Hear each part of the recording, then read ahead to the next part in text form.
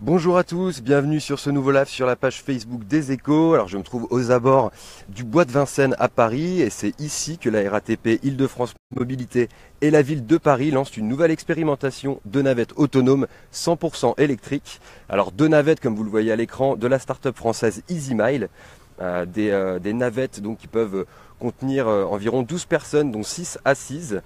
Ces navettes vont arpenter durant une période de test de 6 mois les allées du Bois de Vincennes à une vitesse d'environ 10 km/h. Alors je vais justement embarquer dans cette navette du futur si on peut dire, en compagnie de Mathieu Dunant. Mathieu Dunant, directeur de l'innovation du groupe RATP, qui va nous en dire un petit peu plus. Bonjour Mathieu Dunant. Bonjour. Alors pour commencer, quel trajet effectue cette navette ? Donc la navette fait le trajet entre le parc floral de Vincennes, donc l'endroit où on se trouve, et puis le terminus du métro au château de Vincennes, donc un petit peu plus loin dans l'avenue qui est juste à côté de nous. Très bien, donc du coup on va embarquer et faire ce trajet. Vous allez nous en dire du coup un petit peu plus pendant le trajet. Bonjour.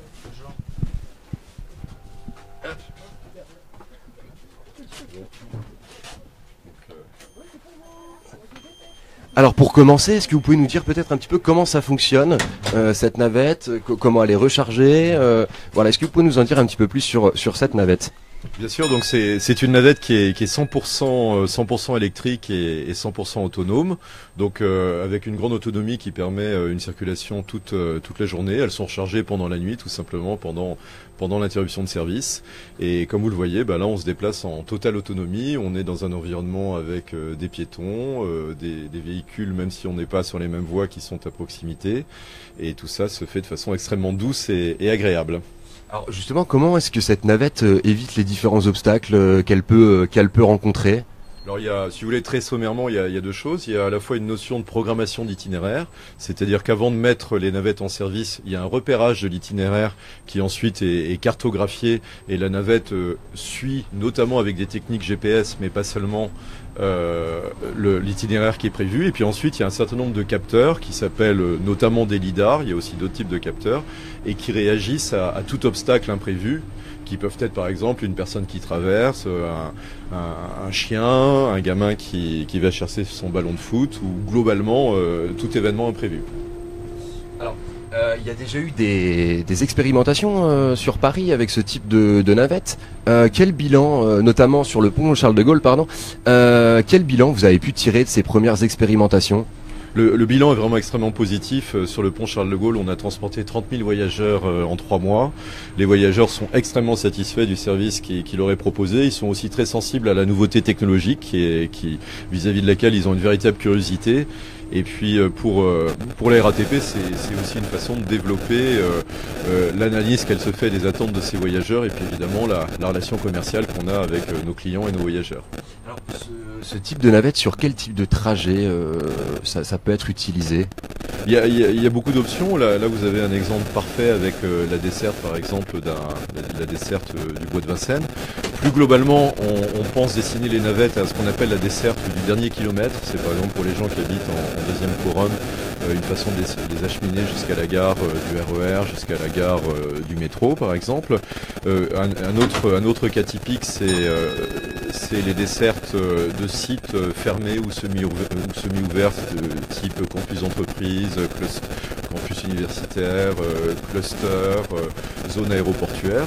Et puis enfin, plus globalement, l'idée c'est que progressivement, ces navettes s'insèrent très naturellement dans une circulation urbaine qui deviendra de plus en plus dense, pour pouvoir offrir des services vraiment de bout en bout, mais qui seront évidemment complémentaires aux modes lourds que sont le bus, le métro, le RER, qui n'ont pas vocation à les remplacer. Alors, est-ce que ça n'a pas un petit côté peut-être gadget ? Effectivement, on va pas très vite, là on roule à peu près à 10 km/h. Qu'est-ce que vous répondez aux gens qui peuvent trouver ça un petit peu gadget peut-être ? Vous savez, au début des chemins de fer, là, dans les années 1820-1830, on avait le même type de questions et la réponse est venue d'elle-même. Non, on est au contraire sur des produits qui sont à la fois technologiquement très intéressants, mais qui offrent un vrai service. Aujourd'hui, la desserte du Bois de Vincennes pouvait être améliorée. On a décidé avec la ville de Paris, Île-de-France Mobilité, d'offrir un service avec ces navettes et au-delà du côté technologiquement très, très intéressant, c'est vraiment des voyageurs qu'on transporte tous les jours jours et qui sont eux-mêmes très ça, si vous voulez. Il y a encore un certain nombre d'obstacles technologiques qui devront être franchis, mais ces véhicules ont bien vocation à terme à évidemment s'insérer dans une circulation urbaine dense. Ce qui est un petit peu paradoxal, c'est que leur défaut risque d'être leur niveau de sécurité, au sens où, comme vous savez, on est aussi un peuple parfois un petit peu indiscipliné en France, et comme le véhicule est intrinsèquement très sûr, un piéton qui traverse juste devant, en fait, provoque son arrêt. Donc il y a aussi des nouveaux équilibres à trouver, mais évidemment en garantissant la sécurité absolue des voyageurs et de l'environnement. Très bien, merci beaucoup. Donc pour rappel, Mathieu Dunant, directeur de l'innovation au sein du groupe RATP. Et du coup, je vais vous laisser donc sur ces images, donc pour rappel, deux navettes autonomes qui sont mises en place ici au Bois de Vincennes et qui vont être testées durant près de 6 mois. Voilà, un trajet gratuit que vous pouvez effectivement essayer si vous le souhaitez. Merci beaucoup de nous avoir suivis et à bientôt sur la page Facebook des Échos.